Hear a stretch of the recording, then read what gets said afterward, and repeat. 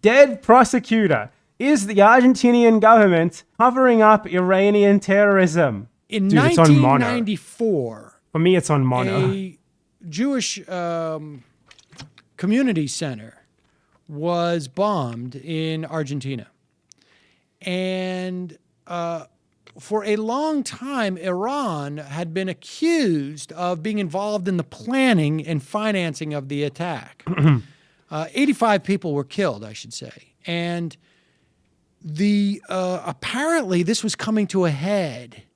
It wasn't coming to a head at all. Like, literally no one. Like, whoever did this, which is incredibly up in the air still, there's never really been anything resembling any like proof, especially not Holocaust. judicial level proof. But they do like to frame it as if this guy, man, he was about to prove it all. He was about to blow the lid off everything.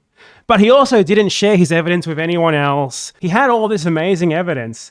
But then he was assassinated before he could disseminate it in court. But if he had all of this amazing evidence, he obviously would have shared it with other prosecutors, other lawyers, other people interested in the case, etc., etc. So the most likely thing that happened is this guy Nisman. He was a incredibly compromised political actor. He had connections with the Mossad, with the Americans. He was the Argentine justice system is incredibly fucked up. Almost every judge is politically compromised, as much if not more than the U.S. But that every prosecutor is also politically compromised too. And this guy was an unambiguously right-wing prosecutor. Unambiguously long-proven connections with Israeli intelligence, US intelligence, etc., etc. And he shoots himself in the head in the bathroom of his house before he was due to give a presentation in court on this Jewish community center bombing case. And the fact of the matter is, he had very little to nothing. And by the way, he wasn't just like a prosecutor on this case. Feels like he was he supports the specifically Holocaust. trying to some way implicate the government of the day, which was a center-left government, in the case somehow. In the case of like a bombing that happened 20 years earlier, he was trying to implicate them in the case somehow, and he had nothing, because obviously they weren't involved. And he ends up, from every like remotely like half decent look at the case, puts the most likely thesis of him just killing himself because he didn't have shit. He didn't have shit, but he was trying to sell it in public as if he was like a martyr who was going to bring the entire government down. Since then, they've tried to frame it as if he was killed because he was about to blow the lid off everything. He was going to prove that this was actually an anti-Semitic terrorist attack carried out by the ghost of Juan Perón himself. In Argentina. And in fact, I think there was going to be some testimony in front of lawmakers that was going to take place, I think, this week, early this week. And By the way, these sorts of testimonies that they play up is really important. This happens all the time in Argentina. At any one time in Argentina, if you're an important politician, there are 10 different prosecutors forcing you to go to court in a case that all of them know full well is never going to go anywhere, just to basically waste your time, so that the media can report allegations as if they're proven. That's what the whole game is for. In Argentina, at all times, there are 10 different prosecutors for basically every single prominent politician, forcing them to come to a courtroom so that they can like make allegations against them that are immediately thrown out. But they're reported in the media as if they're proven. Like it's like a headline saying, allegation against politician X that they were involved in $5 billion bribe. And obviously most people who read that headline take it as proven. The prosecutor knows fully well that they have absolutely no proof this has ever happened, and they essentially made it up.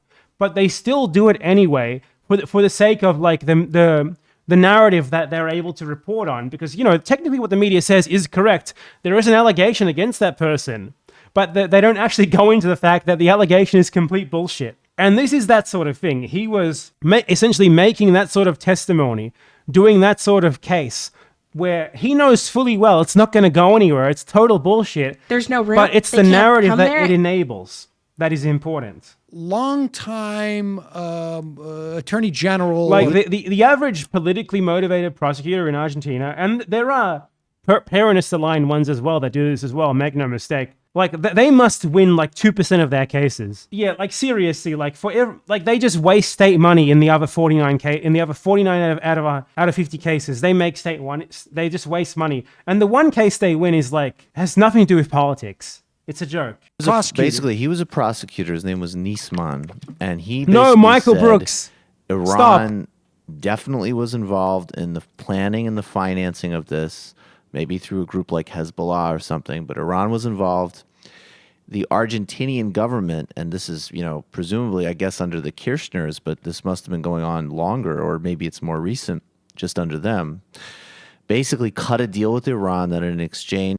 See, the interesting thing about this, by the way, is that this attack happened during the presidency of Menem. Menem, the right wing, fucking love Menem, even though he was ostensibly a Peronist, because he was one of the primary drivers of neoliberalism in Argentina. Not the first, but he was one of the primary drivers in a long time. They love him for that reason. So they can't blame him for the attack. They can't try and link him to the attack, even though there is far more evidence that he did a lot to try and a lot more to impede the investigation than anyone else, obviously, because it happened during his presidency. So that they can't blame him for it because they like him. So they somehow try and link a president from 20 years later with what happened, with covering it up or whatever. And it's obviously a fucking joke. It just shows how much of a fucking joke it all is.